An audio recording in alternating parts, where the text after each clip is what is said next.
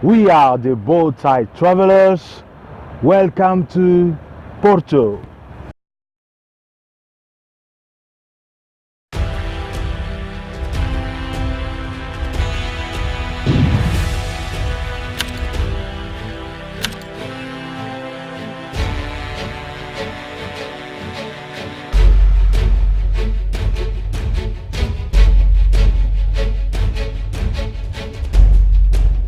The town that gave the country and Porto wine its very name. Porto is Portugal's second largest metropolis after Lisbon. The old town centre at Ribiera was built on the hills overlooking the Douro River and today is a UNESCO World Heritage Site.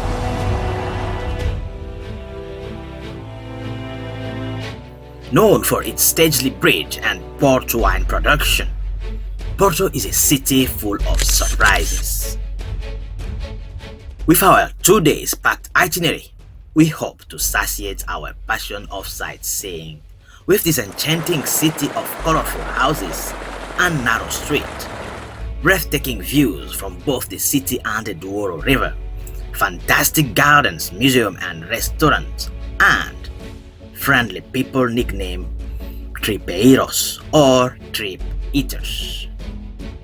In these 2 days, we will sightsee among others Clerigos Tower, Lello Bookshop, Falls do Douro, Porto Cathedral, Luís the First Bridge, Ribiera, and many more.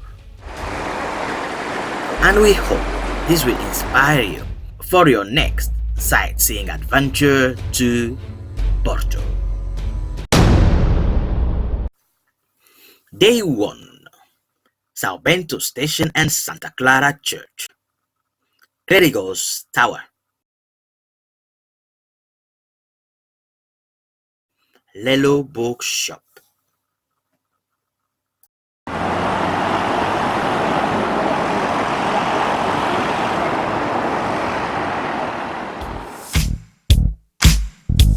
The starting point of our Porto's escapade is the São Bento railway station. We are aiming to the Igreja de Santa Clara, the Church of Santa Clara.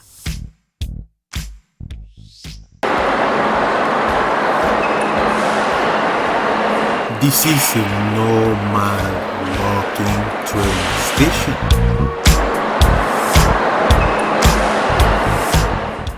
And you have people commuting every day to work from this train station.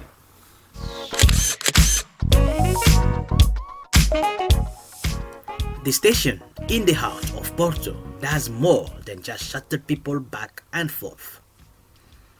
The French Beaux-Arts structure holds within 20,000 magnificent azulejo tinglad ceramic tiles depicting Portugal's past, its royalty, its wars, and its transportation history makes São Bento one of the most beautiful train stations. If I was commuting to work from this station, I would have been late every day because I'll be admiring the beauty of the decor inside the station.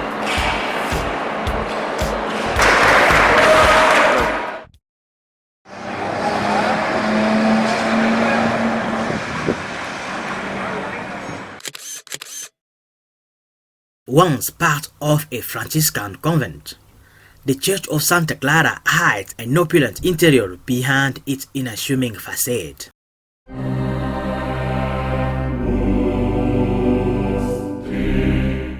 This is the Church of Santa Clara. I really want you to see inside. It's closed.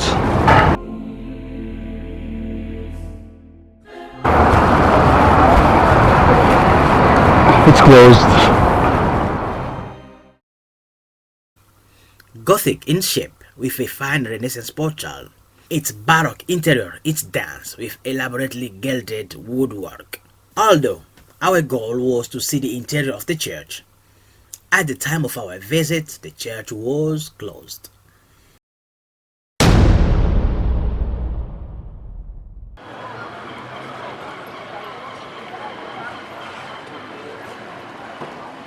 Next step is the Clerigos Church and the Clerigos Tower, a 10-minute walk from the Santa Clara Church.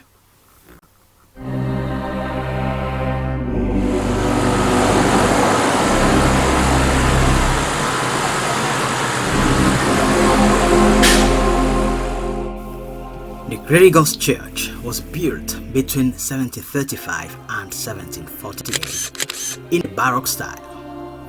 It is topped by the Clerigos Tower. The tall bell tower, the Torre dos Clerigos, can be seen from various points of the city, and it's one of the most emblematic monuments in the city.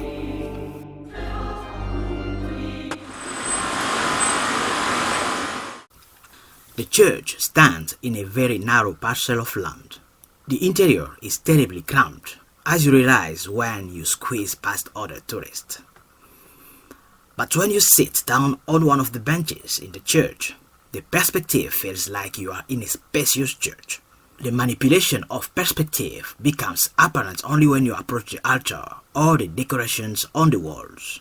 They are much higher than you expect them to be. The various existing windows allow the entrance of light, which enhance the splendor of the gilded carving present in the church, creating a beautiful set of colors with marble. The chapel is embellished with a marble altar and a Rococo-inspired altarpiece.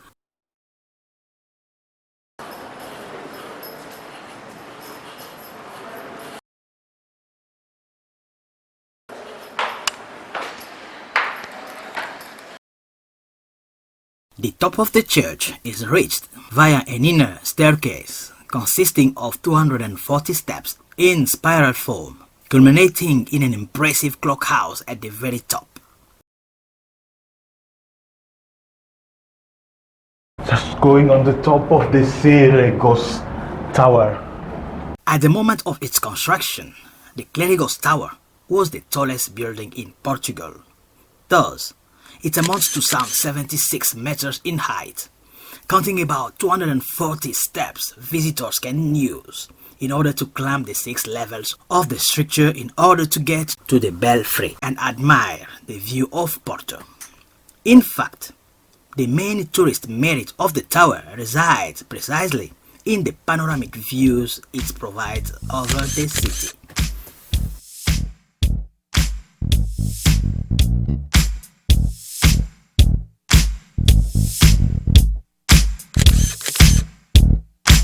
We are right now at the top of Clerigos Tower, and it offers really great views of Porto. You can see almost everything on top of this tower. Sorry.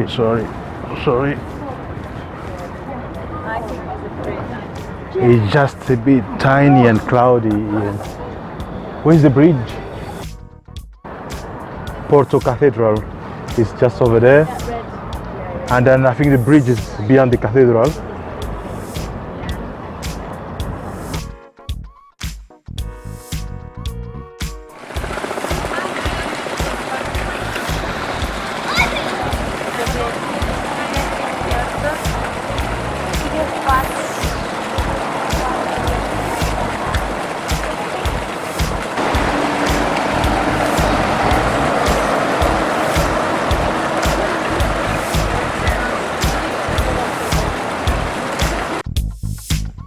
Located just over 2-minute walk from the Clerigos Tower, Lello Bookstore is often ranked as one of the most beautiful libraries in the world.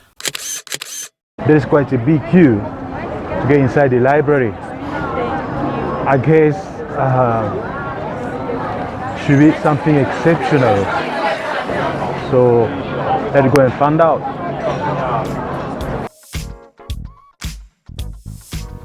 Opened in 1906, the bookstore was once a haunt of the city's literary scene.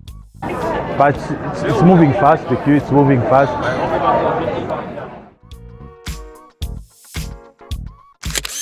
This sumptuous bookshop inspired the Harry Potter's Hogwarts library, In fact, J.K. Rowling lived in Porto teaching English in the early 90s. She was a frequent customer. Today, the bookstore sees 4,000 to 5,000 visitors a day.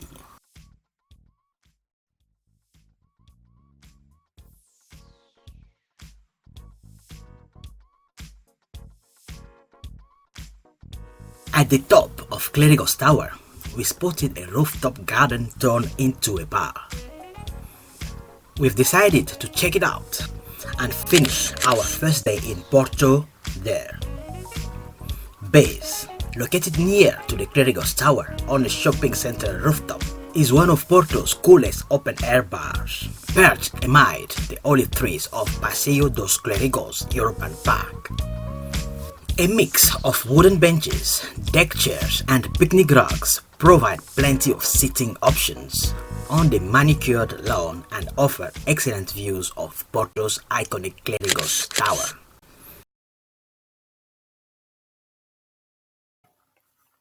Day 2. Castelo do Queijo, Foz do Douro, Casa da Musica,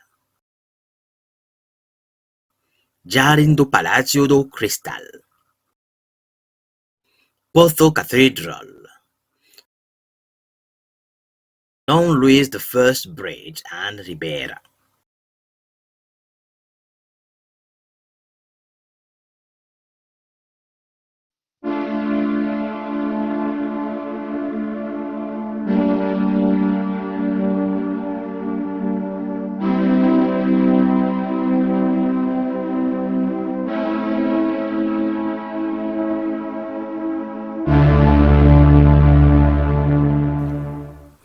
Our last day in Porto started from the Castelo do Queijo. Built in the 17th century to prevent the city against pirate attacks, the São Francisco Fortress, popularly known as Castelo do Queijo, Cheese Castle, has one of the most beautiful views of the Atlantic Sea.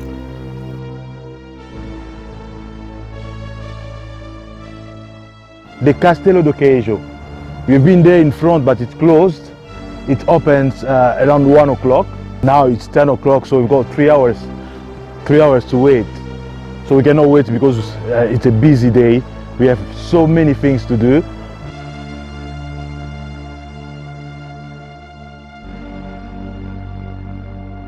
People say that the fortress got its name from the fact that it was built at the top of a granite rock that has a cheese shape.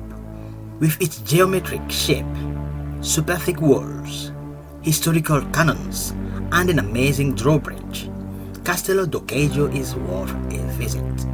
Inside the Castello, there is an exhibition of military items and sometimes a handcraft market. The fortress is located at the end of Boa Vista Avenue, next to Sea Life, the City Park, and Matosinhos Beach. It is a perfect place to take great pictures during a walk on the region in a sunny day. From the Castelo do Queijo, there is a 14-minute bus ride to the Foz do Douro. The river Douro runs through Portugal into the Atlantic Ocean, and this is its arrival point. Foz do Douro is situated in the western part of Porto, where the Douro River meets the Atlantic Ocean. We are at the Foz of the Douro, where the river Douro meets with the Atlantic Ocean, just over there. So this is the point. I would really like to taste the water here, just to see if it's salty like the ocean water. I can go down just to taste the water to see if it's salty.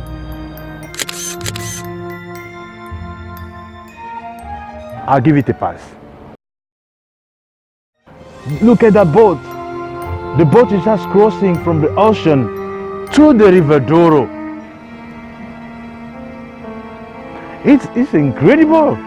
I don't know where it came from, but it's just crossing from the ocean to the river Douro.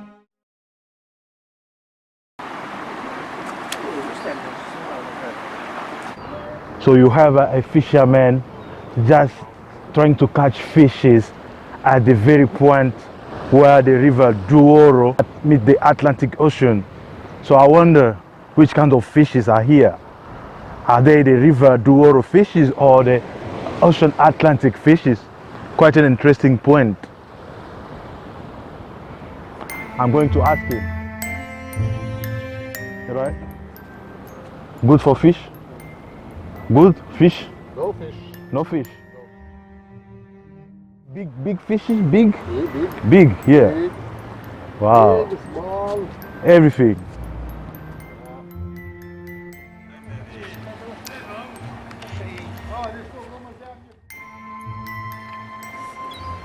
Ele não presta, Mateus. Vai lá ver se não é o Mateus. É.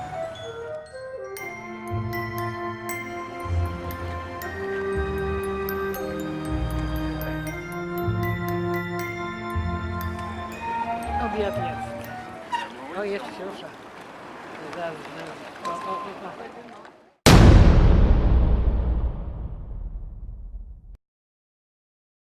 20 minutes ride from Foz do Douro in the Rotunda da Boa Vista roundabout, we encounter a large-scale, boldly original building that is sure to catch anyone's attention, the Casa Da Musica or House of Music.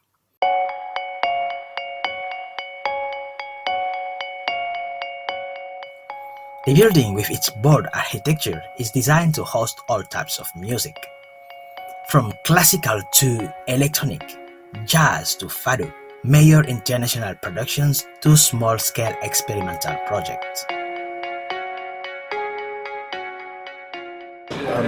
We are at the top of Casa Da Musica in Porto. The building was conceived to mark 2001, the year where Porto was consecrated the cultural capital of Europe. Casa Da Musica offers great views of the city from a few points in the building. The best spot is the rooftop terrace. There is a touch of whimsy in the terrace's great chessboard pattern and angled balcony wall. It is really different to other music halls because of its shape. That makes it quite exceptional, very different to the standard shoebox of the shapes of other music halls.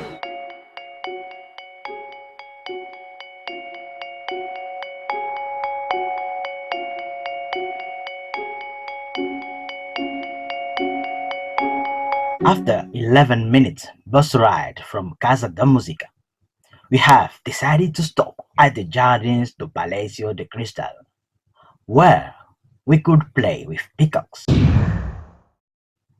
take pictures on the giant Porto side, and enjoy the great views of the city.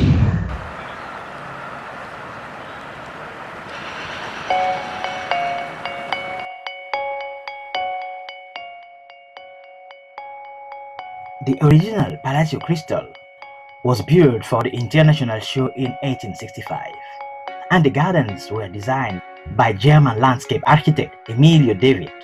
The building itself was destroyed in the 1950s and has now been replaced by a modern dome complex used for sport, but the beautiful gardens survive.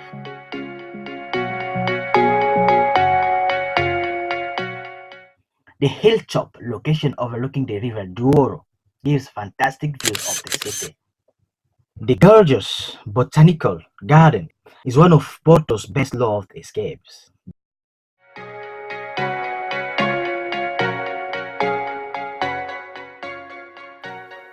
From Jardins to Palace de Cristal, there is a 13-minute bus ride to Porto Cathedral.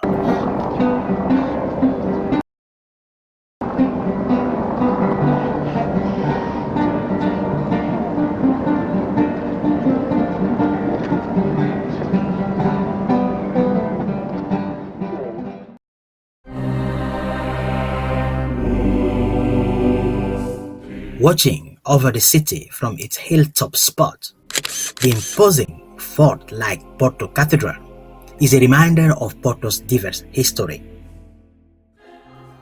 Featuring Romanesque, Gothic and Baroque architecture, this is Porto's oldest and largest church. I'm just going to enter the Porto Cathedral. They're getting the subway in New York. Taking off my hat. I think it's free of charge, free to enter.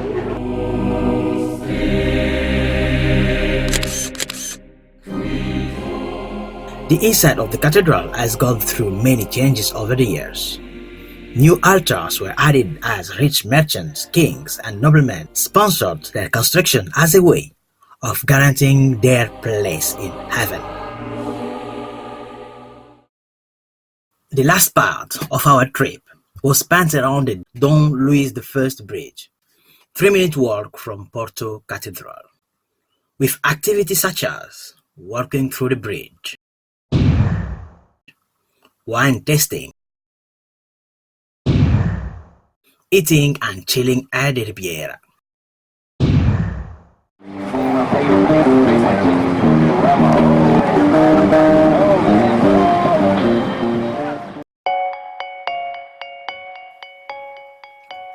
The double-decker Dom Luis I Bridge is an icon of the city of Porto. It spans the River Douro, linking the Portuan houses of Vila Nova de Gaia with the bustling downtown Ribiera district of Porto. One of the notable features of the Pont Dom Luis I is its 2 levels, one on the top of the arch and the other suspended below it. Both decks were initially intended to carry road traffic, but these days the top carries the Porto metro trains as well as having a pedestrian walkway. We have chosen to do our wine tasting at the Calam Caves. Caves Calam at Gaia waterfront is one of the most famous and most visited cellars of wine tours in Porto. Visits to Caves Calam include a guided tour to the cellar and its ancient traditions, followed by a tasting of port wine, white and special reserve. The tawny at the end is the last glass. Tawny reserve 7 years. You have the 10-year-old tawny and the tawny. You feel much for coming. Have a nice day in Porto. Cheers and obrigado.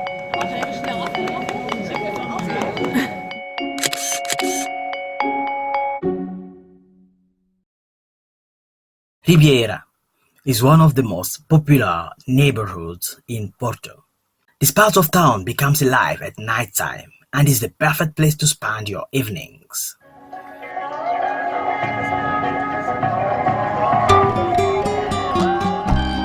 Ribiera is full of traditional restaurants with lively terraces, where you can savor some of Portugal's delicious typical dishes, while you enjoy views of Dom Luis I Bridge and Vila Nova de Gaia with its cellars lit up. We had the opportunity to taste the delicious francesinha, a signature dish of Porto.